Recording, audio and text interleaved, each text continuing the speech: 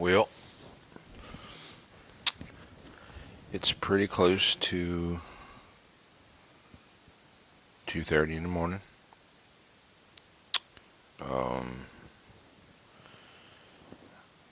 I don't know if I got a lot accomplished or if I just screwed a lot of shit up. Um,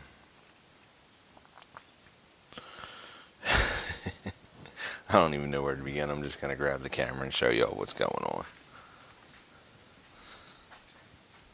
Let's see here.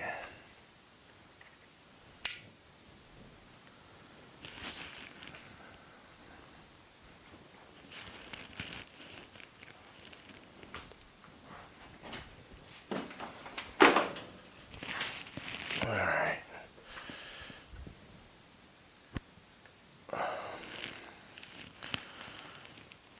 So right here is where the original axle was. That cast iron axle. Again, keep in mind, I'm not making this legal to race. All I'm doing is putting this together to fool around. Something for the kids to goof off with while I start building a good one. And this one's going to be just practice, you know what I mean? Practicing on, welding, stuff like that. I do have clearance on my steering there. So what I basically had to do was, if you recognize this piece here, this was turned the other way. No? Or no, it was bolted just like that. Bolted just like this, down underneath the frame to hold this cast iron axle underneath.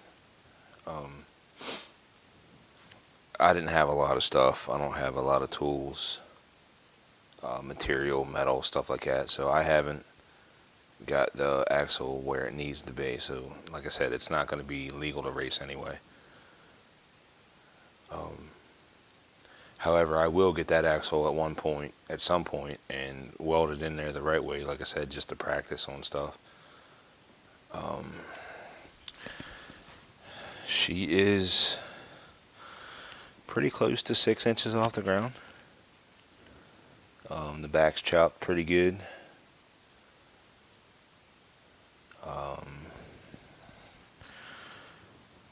worked on taking the steering apart, trying to figure out a way to make this work, but there really isn't no great way to make that work. So I will be ordering a steering shaft, steering wheel from Go Power Sports or whatever it is. Here is my jack shaft, which underneath, I tried to line it up at the top with this transaxle as much as I could, but underneath, when I checked the alignment there, it was pretty close, so I lucked out on that. This is just a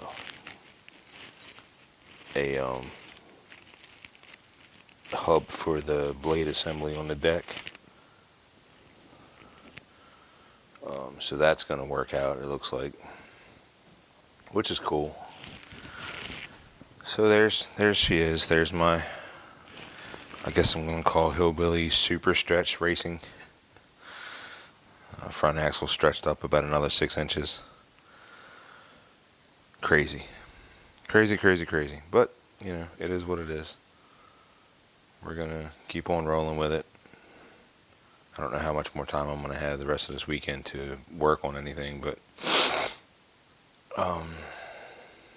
so yeah, what we have left to do is dry belt, dry pulley system, clutch pulleys underneath, a belt and a tensioner for the jack shaft, and the steering.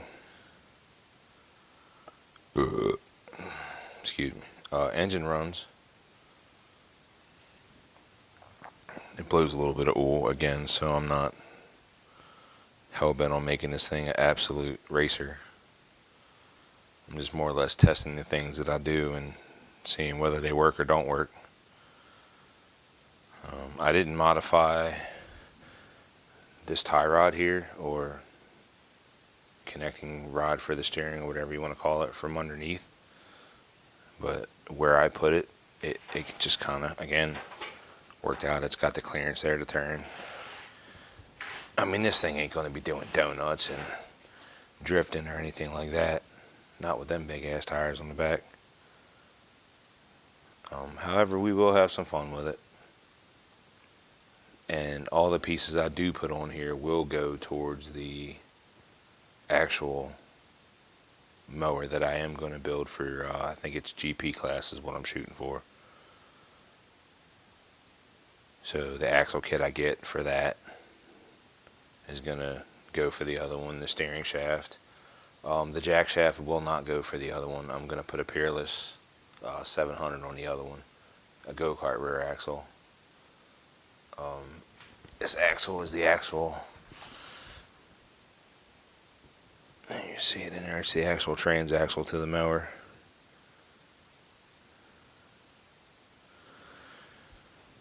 So yeah, there it is. I'm just going to try to keep documenting it step for step. Some stuff I get done, bits and pieces here and there. I highly doubt any of this shenanigans is going to help any of you guys, because y'all are probably trying to do this the right way, and you know. But again, this is more of a practice for me than anything. Again, I'm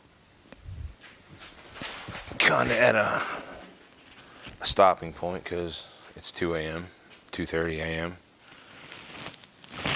Could be another rough day at work tomorrow.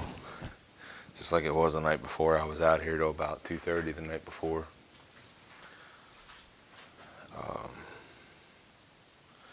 Here's another thing that I got from one of our guys. It's an adjustable pulley. You can adjust it, I think, down from all the way closed, I believe, is 4.5, and I think it adjusts down an inch and a half. They suggest these for like JP class IMO. That way, because I think the JP class has to be 8-to-1 ratio. The tire can only spin so much when the engine spins, so the gear ratio has to be all the same on all the mowers that race. But yeah, otherwise that, I'm pretty satisfied. I got her going. Well, I got the project going. And I technically have a rolling chassis. However, that's all it does at this point, is just rolls.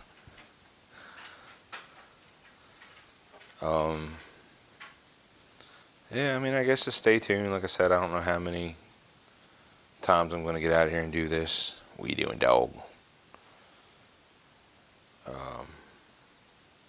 It's late, I'm tired, delirious, so I'm just going to shut the video down before I just start rambling like I normally do. But anyway, there it is. Good deal. I'm happy with the welding part of it. So I can pretty much, oh Lord, watch me bust my ass. Hold on here. That's 300 pounds jumping up and down on that front end, and it ain't breaking loose. So I imagine anything we put it through out there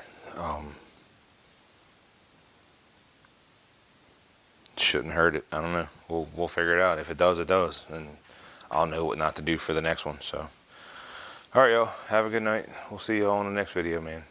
Take it easy.